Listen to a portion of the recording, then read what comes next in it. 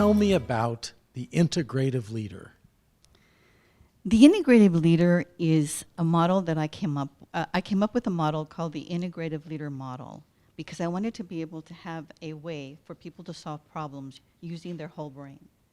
And in being able to apply that model, I find that leaders are able to create cohesion with their teams and solve difficult problems together. It's almost like they're a flock of birds that are flying through the field, running through obstacles of trees and other things like that. And they're able to self-organize in real time and create new opportunities and new challenges that they would not have been able to do without that kind of knowledge. You've told me some amazing stories about people that you've executive coached. And one was about a giant, Bob. Tell me about Bob.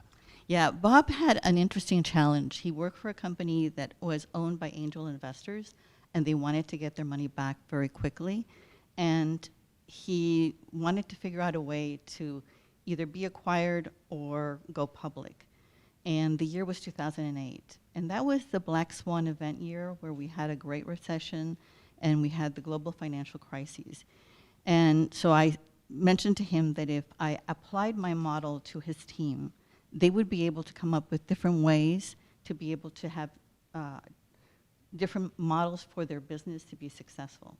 Now, they would realize their goal in 2012 when they were acquired by an international company that wanted U.S. presence in their market. And but it wasn't easy, was it? I want to tell you the story, Bob, because it's really amazing. He was able to, at that time in 2012, they were acquired, and he worked for the company for 2 years, and then he retired. And because he had built such a cohesive team, when the team was acquired, when the organization was acquired, the entire senior leadership team stayed, and it wasn't just because of the retention bonuses. It was because their culture was alive, and they had found a way to solve hard problems together and stay connected.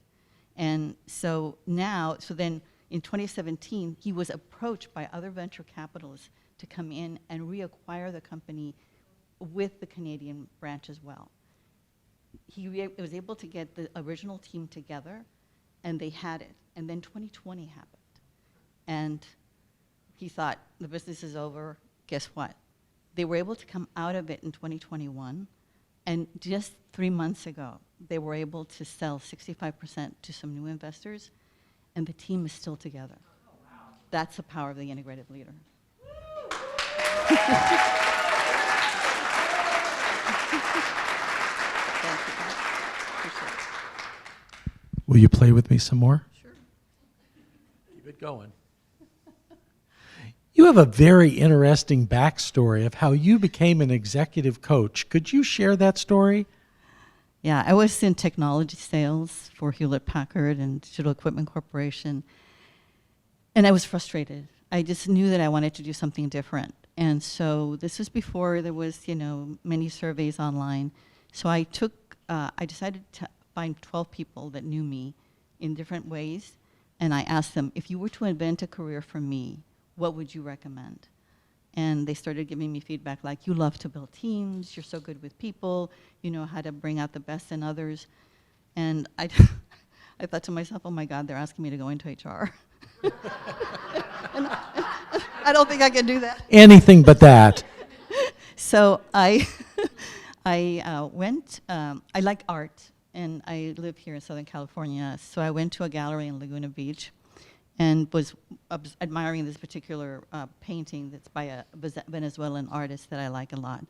And this woman, very professionally dressed, was standing next to me, and she said, so are you going to buy that picture? I said, no, I'm not. I'm just looking at it and thinking about it.